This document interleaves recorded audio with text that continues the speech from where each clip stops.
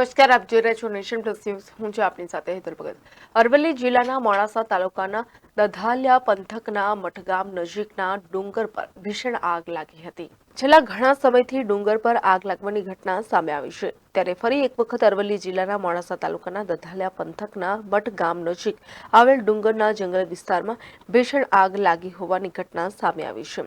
સ્થાનિકોએ વન વિભાગને ફોન કરી ઘટના અંગે જાણ કરતા વન વિભાગના અધિકારી અને કર્મચારીઓને જાણ કરી હતી. ત્યારે વન વિભાગના અધિકારીઓ અને કર્મચારીઓએ ધનસુરા તાલુકાના રહિયોલ ગામે એક ધાર્મિક કાર્યક્રમમાં મુખ્યમંત્રીના બંદોબસ્તમાં હોવાનું જણાવી જવાબદારીમાંથી છૂટી ગયા હોવાનું સ્થાનિકોએ જણાવ્યું હતું.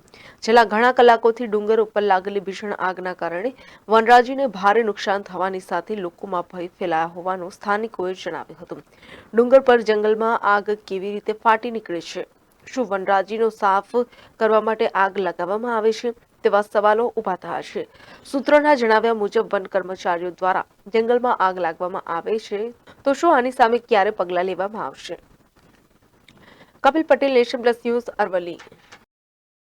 સમાચારોના સતત અપડેટ માટે નેશન પ્લસ ન્યૂઝના યુટ્યુબ ચેનલને સબસ્ક્રાઇબ કરો, બેલ આઇકન દબાવો અને ફોલો કરો ઇન્સ્ટાગ્રામ, ફેસબુક અને ટ્વિટર પર.